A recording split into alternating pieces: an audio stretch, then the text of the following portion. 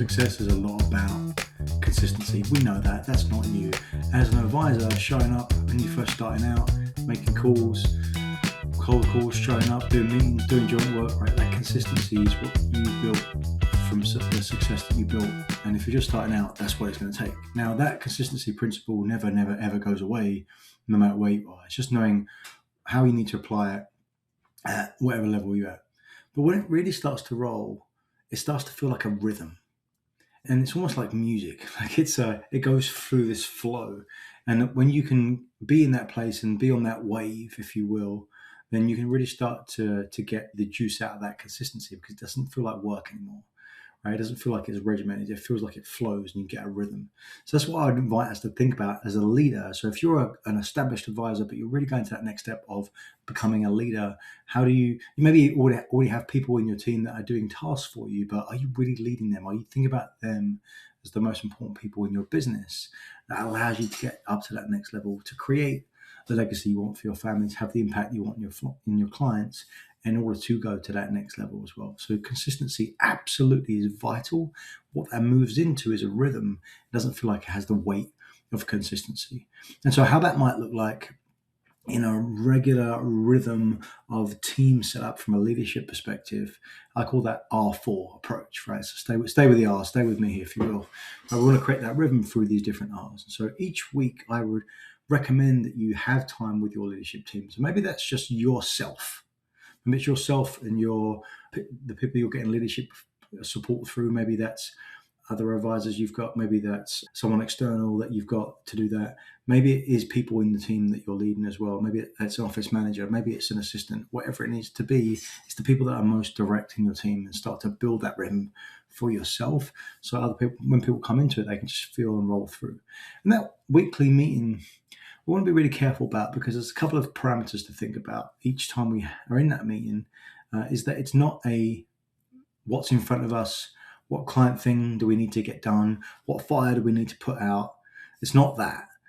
It's zooming out a little bit and thinking about where are we structurally overall. And so having this time in the calendar each week is really important. It's not a reactive meeting. It's not, all right, well, we need to meet next week, let's get it in the calendar. It's something that's always there. Now, of course, we can run into the danger of a meeting for meeting's sake, and we don't want to do that. We want to keep it tight. My recommendation for all meetings is just to have 30 minutes, right? Because we can tend to get more with less if we're pushed on it as well. And you can move that around, but I'd start with that. So on a weekly basis, or at least a regular basis, right? Because you can't create a rhythm without regularity. We want to really be thinking about, okay, let's get into this rhythm. So here's my recommendation. So leadership on a weekly basis looks like this R4 rhythm. So each week you want to get in and re-anchor. So the only difference is going to be the first time that you do this is a reflection from the last meeting. But that re-anchor is make sure that, okay, what are we working on? It's most important activities for the business. Right? An example here, 5+5. This is 5 prospect meetings and to focus on AUM for this particular example, and 5 A client meetings on the calendar. Right? And are we doing that? Are we being consistent? Is that in itself have a rhythm? And what's holding us up from getting into that rhythm?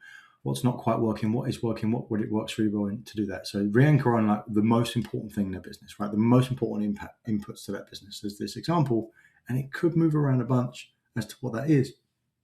But defining it is really, really important in this place as well.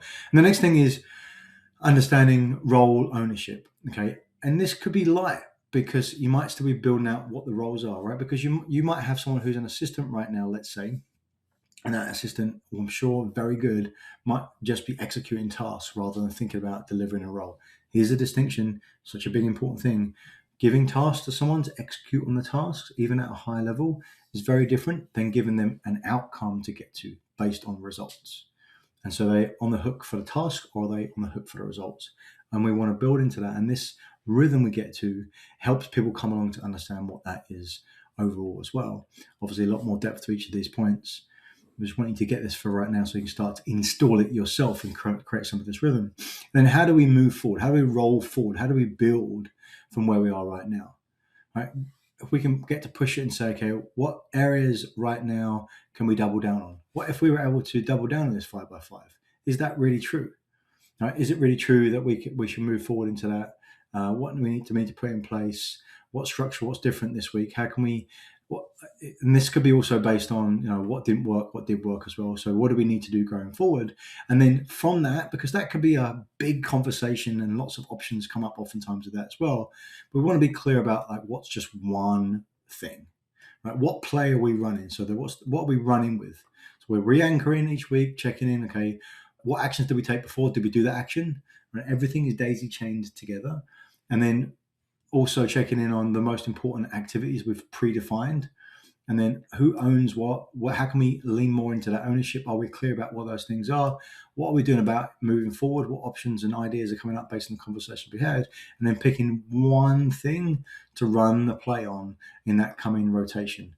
And what we're starting to get to is, of course, this each week we're doing it and then consistently getting better and better in order that we are growing together as a leadership team. So here's what happens here of you as an advisor is that not only are you empowering your team to get better and better at this, but also you will become a better leader as you do this. And as that happens, the business continues to grow. So this is a massive leverage point to not only help your team with leadership so they can grow, but help yourself as a leader so you can grow and create more capacity and impact.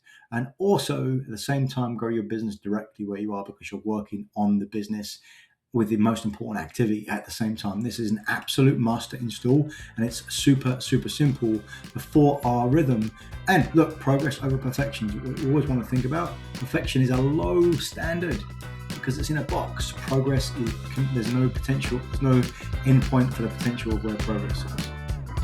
So install this 4Rs rhythm into your team right now, and whatever version of it you might got, then you've got enough chance to take some of this, upgrade, keep on moving forward, and create the best business you possibly can.